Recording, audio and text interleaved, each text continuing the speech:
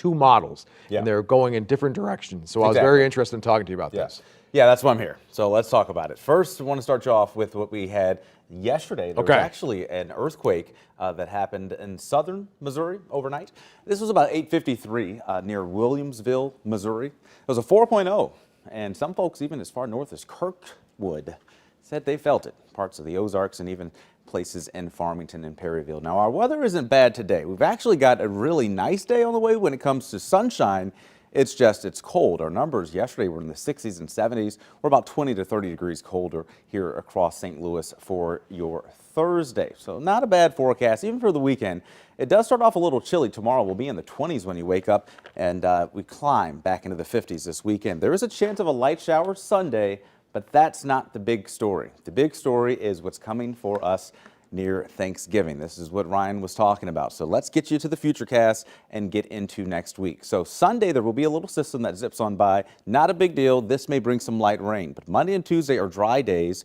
Once we get into Wednesday, this system will set up across the Midwest. And Wednesday night into Thursday, it looks like, according to this particular model, this is the European model, that's rain for us here on Thanksgiving Day. If you're traveling west, Kansas City, Columbia, Springfield, once we get into Friday, there is a chance of this turning to snow. Now, again, this is just one computer model, and also keep in mind, it's 7 to 8 days away, so a lot can change. And then this is the other model, the American model, the GFS, and notice where the snow is here with this one. And if this comes to fruition, this would be our first measurable snowfall of the season. Right now, it looks like Friday would be the best bet, and as mentioned, you saw the earlier model, that just brings in plain old rain. So depending on which one is actually right, we'll be looking at something very interesting coming our way. Now, if the American model is right, that would mean a couple inches of snow. Right now, this one is painting out about 2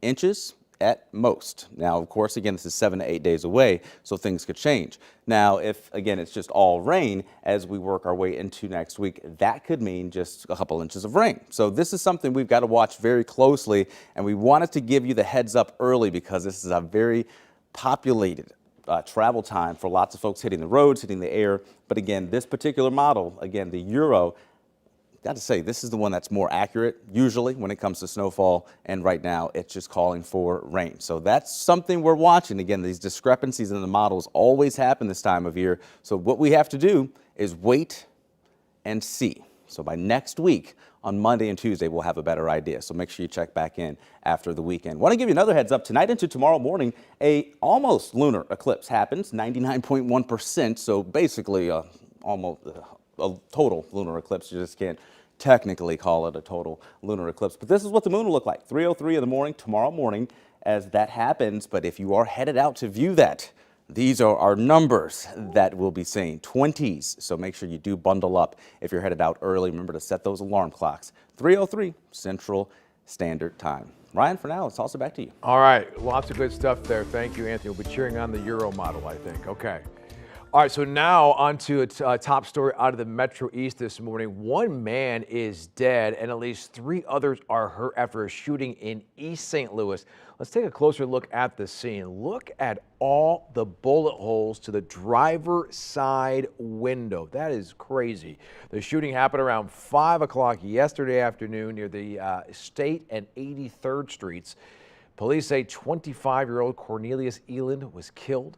Another victim was airlifted to the hospital and 2 more taken by ambulance. Now, our newsroom is still working to get updates on how those 3 victims are doing this morning. Illinois State Police are investigating this scene. Well, switching gears to the COVID front, it's a big day for Pfizer because its booster shot for all adults could get the go-ahead by the weekend. The FDA is expected to authorize Pfizer's booster for all adults either today or tomorrow, and the CDC's Vaccine Advisory Committee is scheduled to meet Friday to discuss the boosters. If approved, booster shots for all adults could start as early as this weekend. And right now, the Pfizer booster is only available for those 65 and older, people who have underlying health conditions or who are higher risk because of where they work.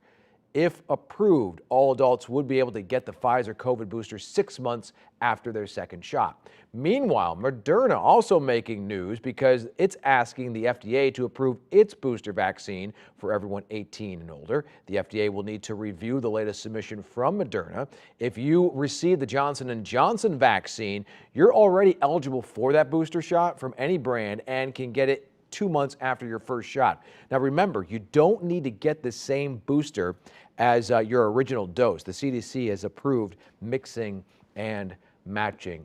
Okay, sticking with vaccines, OSHA is suspending the requirements for businesses to enforce President Biden's vaccine mandate on private businesses with more than 100 workers, and that's after a U.S. Court of Appeals ordered a stay. The Missouri Farm Bureau, MFA Oil, and MFA Incorporated, and several companies in Missouri are actually suing OSHA over this mandate. Several companies in the lawsuit say they recommend employees get the shot, but don't believe it should be a requirement. Now, if you're trying to get your kid vaccinated, the St. Louis Public School District is holding a vaccine clinic this weekend. The clinic will be at Vashon High School. That's between 9 and 1 on Saturday.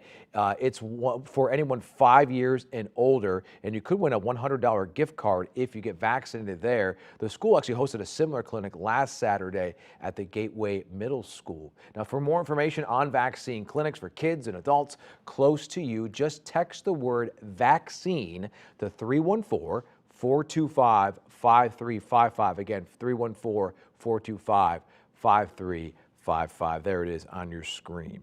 Okay, now to a new development in the ongoing saga over Spire's natural gas pipeline. The Federal Energy Regulatory Commission, known as FERC, may make a decision on the emergency extension for the pipeline. Missouri Congresswoman Cori Bush is chiming in on this pipeline shutdown. She wrote on Twitter she's concerned about threats to consumers from Spire. The utility has warned a pipeline shutdown next month could mean many will be left without heat. Now, Spire has said to us in the past it's likely FERC will allow the pipeline to keep operating past the December 13th deadline, but nothing is guaranteed. Representative Bush says she's going to call on FERC to investigate.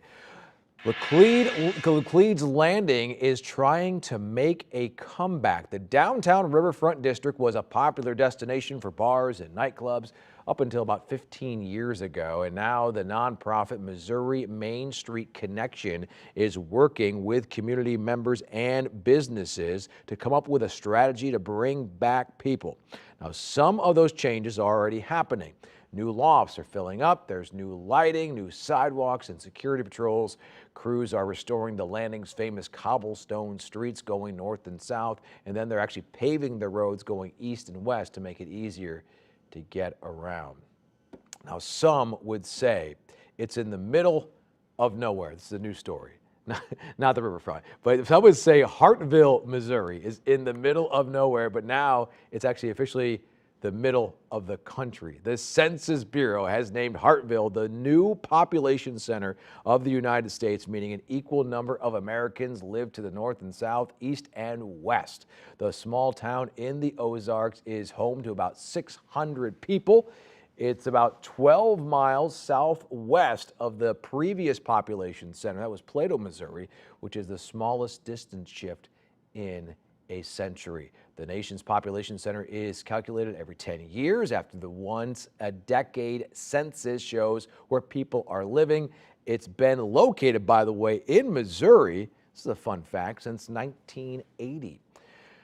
All right, now to a tragic update out of southwest Missouri, and it's been trending on our website all morning long. Authorities identified remains as those of a missing woman who was photographed partially nude inside a cage. Let me show you a picture of these two men. They're charged with kidnapping and are now charged with first-degree murder in the death of Cassidy Rainwater. Police say one of the men had photos of Rainwater nearly naked in a cage on his phone. Court records describe Rainwater's death as a horrific murder before some of her remains were found in a freezer. Just tragic there for sure. Okay, people in the town of Ironton are seeking justice for a dog named Ike. Ike, the town's unofficial mascot, was known for begging for treats at the intersection of Route 21 and Highway N. That's until Monday, when a green Toyota Tacoma hit and killed Ike before driving off. But get this, witnesses say it was done intentionally. There's been people saying we need to do some country justice. I want justice for Ike. He deserves that. Okay, so it's unclear what, if any, charges the driver would face. In the meantime, a GoFundMe account has already raised $1,500 with hopes of putting up a permanent memorial for Ike. We have more information in the As Seen on TV section. You can find that right on ksdk.com. Well, here's a story St. Louis is talking about this morning, and why wouldn't we? Because, yeah, we love beer. Anheuser-Busch is giving a nod to its St. Louis roots for the holidays. AB will be brewing its original flagship beer, the St. Louis Lager, for the first time in 115 years. It's a darker lager style beer and will only be available at the beer garden while supplies last. Plus, $2 for each beer sold will be donated to the 100 Neediest Cases campaign. That is great. Well, if you're looking for something to pair with that beer, how about some tacos? Taco for Life just opened in O'Fallon, Missouri. It took over the old Steak and Shake in the O'Fallon Crossing Shopping Center at the Highway K and 364 there. They've got salads, quesadillas, rice bowls, and of course, tacos on the menu. This is the franchise's first Missouri location. Well, you better watch out. A new study has found some of the most dangerous Christmas songs to listen to while driving. Research from an Irish car insurance provider has linked any song exceeding 120 beats per minute to dangerous driving. Frosty the Snowman, Santa Claus is Coming to Town, and Mariah Carey's All I Want for Christmas all fell well above that level, by the way. Santa Baby and Hark the Herald Angels Sing are among the safest to drive to. So now you know. News you can use. All right, well, that does it for 5 on your feed. If you're on the TV side of things at noon, catch 5 on your side at noon with Kay Quinn and me.